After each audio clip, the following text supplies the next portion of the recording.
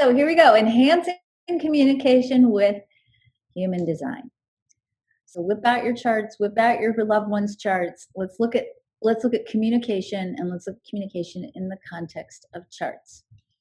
The first place where we oftentimes tend to break down in our communication is our failure to communicate with when we don't fail failure to communicate in a way that's right for each type. Manifesting generators and manifestors need to inform. That's part of the strategy for those types, but they also need to be informed. And in just a minute, I'm going to break this out in just a little bit more depth.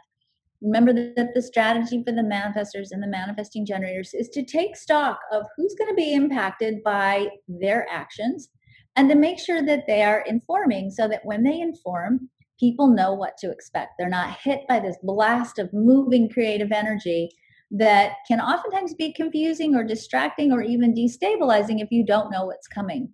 We oftentimes talk about strategy as being something you do according to your type, but we forget sometimes to also remember that strategy actually goes both ways.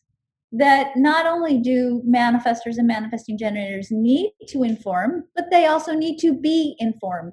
And when they are informed, it actually minimizes the frustration and the anger that they can experience.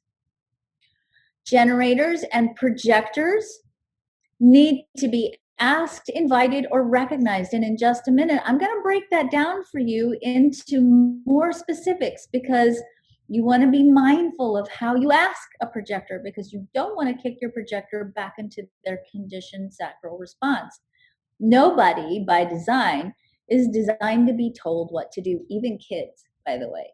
There are ways to communicate with children that enhance their ability to cooperate with you and not drop them into resistance automatically by telling them what to do. Reflectors need time and freedom to change their perspectives and their views over time, because it's in the process of taking the time to feel their way through whatever it is they need to feel their way through as part of their experience, that they get clarity. And if they don't have the time, if you're putting pressure on your reflector and you're not giving them the freedom to really be in the flow of their own inner timing, then you oftentimes can be pressuring them to make a decision that's not correct. And then they experience the theme of disappointment, which is my segue into our next little section. We need to talk about the emotional theme of the types and how that impacts communication. We don't get excited about the emotional themes on the human design charts. When I do readings for people, or even when people get their free chart with their little report and they see their type and it says on next to the type their emotional theme, and it says things like anger, frustration, bitterness — that's usually the one people really have problems with — or disappointment. They're like, what does this mean? Nobody wants to be considered to be angry or frustrated or bitter or disappointed. And I think a lot of times when we look at the emotional themes in human design, we don't use it as a barometer for alignment with correct behavior and choices. And when I say correct, I mean aligned behavior and choices according to your human design type. And I think that sometimes, especially when we look at the way sometimes human design is taught, that emotional theme can sometimes be used as an excuse. And I've seen this happen before, where sometimes if your theme is anger and you get angry, then instead of going, what's my anger telling me? We say, well, I'm angry because that's my type, or I'm frustrated because that's my type, or I'm bitter because that's my type, or I'm disappointed because that's my type. And we don't listen to the message that the emotional theme is telling us. Sometimes we don't listen to the message that the emotional theme is informing us because if you're the one experiencing it, it's oftentimes hard to check in and hear what yourself is telling yourself.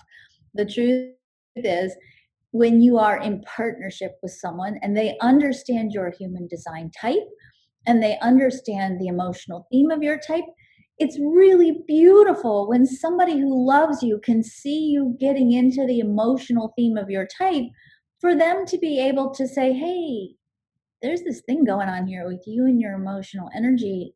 I feel like something's off for you. You're out of alignment a little bit. How can I support you in bringing yourself back into alignment? So, in the next little section of slides, what I'm going to share with you is what does the emotional theme mean when it gets triggered? Because, and again, I'm not judging the emotional theme. I have no judgment against an angry manifestor or an angry manifesting generator or a frustrated generator or a frustrated manifesting generator or a bitter projector or a disappointed reflector. But if we don't also recognize that that experience of the emotional theme is a form of communication, and we don't support the people we love when they're experiencing the pain that sometimes comes with the emotional theme, we're missing an opportunity to serve our partners in a most loving and generous way. So, our first type, and I'm just going to play with the quantum names for you guys. The quantum name of the manifestor is called the Initiator. And if you remember information about the manifestor, you'll know that the manifestor is here to serve an inner nonverbal creative flow. And that when they serve that creative flow and they inform the people who are impacted by their movement or commitment to movement and action based on that creative inspiration and flow, that they not only serve that creative flow, they actually serve the purpose of initiating others through their action. Because the manifestor or the initiator has this internal nonverbal creative flow that has to be served in order for the initiator energy to stay healthy and for them to feel good and for them to feel aligned with their purpose. And it's a big amount of energy. It's a huge surge of energy that doesn't have a lot of transformers or regulators that downgrade it into language. It's pure divine inspiration that they're in the flow of. And they oftentimes, the initiator types have to oftentimes wait for right timing and right circumstances to be able to follow that flow. When the initiator starts on that flow, if in the process of serving that flow and bringing it into form, they get interrupted, maybe they forgot to inform, right? Or maybe somebody who thinks they know better about the process of the initiator decides to give them advice or to ask them if they need help or gets in their way in some way, the initiator type can experience the emotional theme of anger. Anger can be a problematic emotional theme, especially if you're a woman, because in our society, we still don't have a very good way, a very good belief system or collective identity that supports women in experiencing anger. We don't like angry women in our Western society. And so if you are a manifestor who is now experiencing anger, now oftentimes what happens for the manifestor when they experience anger is they're trying to push it down because we're never usually celebrated for experiencing our anger, right? Nobody says, wow, you have the right to be angry, or ooh, that's a good feeling, let it go, come on, let it rip, let's get some anger going here, right? We don't usually get excited about anger. And oftentimes what happens is that the energy gets pushed down and pushed away, and then the manifestor type or the initiator type loses connection with their divine power, their creative potential. I want to invite us into a reframe of the emotional theme of anger and to see it as creative disruption. The manifestor or the initiator type tends to get angry when their creative flow gets disrupted. And it's not because they're angry. In fact, I don't think that's the right word for it. It's that creative spark didn't get to be fulfilled. And it's a nonverbal creative spark that has a certain amount of speed and alignment through action associated with it when the timing is right. And when it gets interrupted, that energy, it's like a lightning bolt, it's got to go somewhere. And so the manifestor type seemingly explodes, right? But they're not really exploding and they're not really angry. They've had their creative flow disrupted. And the part of the challenge is oftentimes when that creative flow gets disrupted, you can't get it back. And that energy has to go out and then back down into the earth, because if it doesn't get moved, it's banging around inside the body of the initiator, and that's not healthy either. So let's start exploring the idea of recognizing that the anger of the manifester isn't I'm angry because I'm a manifester and I can be angry, but rather that a manifester who is experiencing anger is experiencing disrupted creative flow. And that if you love a manifester and they're experiencing anger, for you to step back and hold space and do your best to be supportive in facilitating an environment that allows them to either rediscover their creative flow if that's possible, or to make sure that you are attuned to what they're doing, even if they forget to inform, because they might sometimes, because it's really not natural for the manifestor type to inform. And you get out of their way and don't ask them things like, what are you doing? Or do you need help? Or any of those things we're conditioned to do for each other, especially generator types. If you're in love with a manifestor, let them have their space so that they can serve that creative flow and know that if they didn't inform, that's not personal. It's that they're busy serving that flow. And secondly, if they do respond with anger, recognize that they're not mad at you, they're frustrated because the creative flow got disrupted. The generators who have a life purpose of taking ideas, things that they respond to, and responding to them again and again over time as a way of deepening their mastery. They're here to give form to inspiration through responding to what shows up in their outer reality. If you are a generator, you are here to see what's going on in your life and to follow the things that feel good and right for you. And ultimately, if you keep responding, to transform those things into mastery, things that are beautiful contributions to the world and to the lives of others. The quantum name that I like to give the generator is the Alchemist. You're here to transform a response into something that is masterful. The emotional theme for the generator types or the alchemists is frustration. And frustration can be sometimes problematic because when you feel frustrated about something, the first tendency that we have is to quit. I hate this. I'm going to quit. I don't want to do this anymore. It's frustrating. I quit.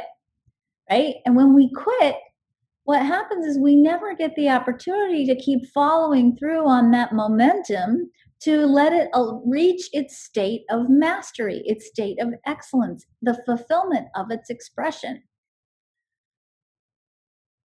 If we look at the way in which the generator learns, the learning curve of the generator types have a stair-step learning curve. If you are a generator, it is natural for you to have, when you try something new or you respond to something, for you to have an initial sort of honeymoon period with whatever that thing is. That initial response gives you an upward surge in your mastery, and things happen. It feels good. Things are popping. Things are unfolding. It feels amazing. You're learning a lot. You're getting better. That's the first part of the cycle. It is also natural for generators to then hit a plateau, for them to feel stuck, for them to, at a certain point in their mastery, in a certain point of their transforming their experience into something beautiful, it's natural for them to hit a plateau where nothing seems to be growing, where you don't seem to be getting better, where the opportunities maybe aren't showing up the way they used to, where it feels like you're stalled in your progress. That's a normal part of the generator process. What that stalling out is, or that plateau is not, oh, things have stopped happening, I should bail on this, but rather opportunities for the generator to get ready to gain energy, to restock, restore, replenish reserves, to get ready for the next surge in mastery. Because the masterful path of the generator is like a stair step. It's up, surge, plateau, up, surge, plateau, up, surge, plateau. And the plateaus are vital parts of that creative process.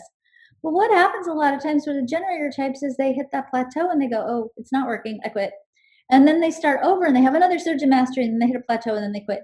And they get another surge in mastery and they hit a plateau and they quit. And so they leave behind this sort of start, stop history of sort of getting things started, but never really bringing them to the full fruition. If you love a generator, And they begin the process of feeling frustrated. They're feeling frustrated all over the place. And I'll tell you this, I'm not a generator, but I'm a manifesting generator. So I have this as part of my theme too. I literally have been in a 2-year frustration cycle. It is just starting to shift. But in my home front, in my personal life, I have not been a very pleasant person to live with for the most recent years because I have been stomping around my house quite a bit in my private life with frustration because in my world right now, things have not been moving fast enough, which is kind of the mantra of the manifesting generator, but who is manifesting generator is also a generator type. So I want you guys to know that all generator types feel frustration. And sometimes those frustration cycles can last a while. But those cycles are about building momentum. So when you love your generator and they're feeling frustration, the best thing you can do for them is say, hey, I see you're feeling frustrated. Feels like things aren't moving fast enough, right? I get it. So let's talk through, what do you need to do? Do you need to quit? Mm-mm. Ah, okay. Do you need to keep going? It's frustrating though, huh? So what do we need to do to move that frustration? Go walk, go swim, go do something physical so you can get back to being present to where you are and gain that momentum back so you can have that next surge in mastery. The thing is, when you hit a plateau, it's actually a good sign. If you're a generator type and you're frustrated and you're really like super frustrated, it's actually a sign that the momentum is building.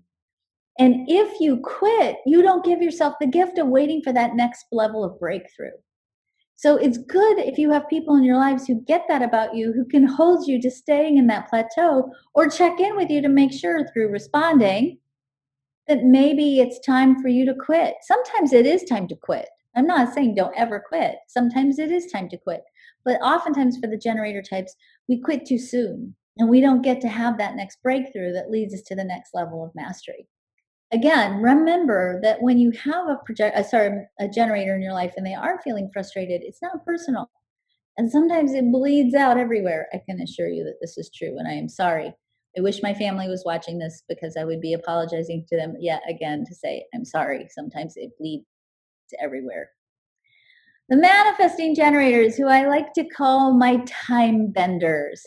The manifesting generator is just like a generator in that they have to respond, but they also have a certain element of that manifestor initiator energy. So they have that internal nonverbal creative flow like the manifestor types, but the need to respond like the generator types, which basically means they're a generator that responds. And when they have that stair step learning curve, instead of going up one step and then over and sitting on a plateau, they tend to leap over a couple of steps, get up here where they're really out of their league in terms of being prepared and ready, get super frustrated, then oftentimes have to go back and duplicate the steps they skipped, which is also frustrating. And at the same time, they're following this internal nonverbal creative flow and it's not happening fast enough. And so you can get the perfect understanding of what happens sometimes as a natural part of the time bender process. So the emotional theme here is frustration and anger, which is just like with the initiator type creative disruption. You got a manifesting generator moving through a room. They forgot to inform you, get in their way. They're going to freak out at you. And it's not personal. It's that you got in the way of the creative flow. This is the thing that happens in my house. I keep telling my family, please don't stand in the doorway. Please don't stand in the doorways. Please don't stand in the doorways. I'm moving through the house at high speed. And if you're in the doorway and I have to stop and give you a hug, which I feel bad, but sometimes it's like, I can't hug you right now. I'm in the middle of my creative flow. I'll come back and hug you in a minute, right? Get out of the doorways. That's the same thing is true for the dogs. I'm always telling the dogs, get out of the doorway because I'm moving fast, right? When I get interrupted, when the manifesting generator gets interrupted, the response is that frustration and sometimes that anger, that's mix of creative disruption and momentum. And oftentimes what happens is the manifesting generator feels alone or disconnected from source if they can't remember, oh, hey, I need to inform as well as respond. And people are not moving fast enough. And so you feel sort of like all alone in your creative cycle. Love your manifesting generators. They might be,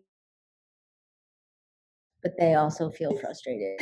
The projectors. In the quantum human design system, we call the projector the orchestrator.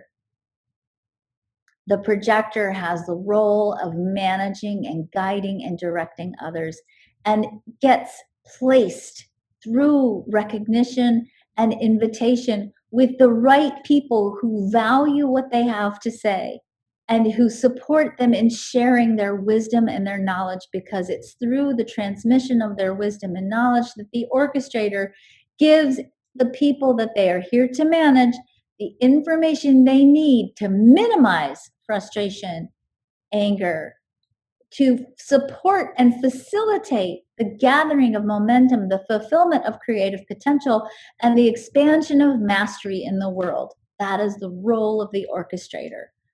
The emotional theme for the orchestrator, though, is bitterness. And bitterness can sometimes be, I think, in a lot of ways, one of the more problematic emotional themes, because one of the things that happens with bitterness, and this is actually, I think, quite beautiful if you understand it, is that bitterness is actually an energy that can be repelling rather than compelling.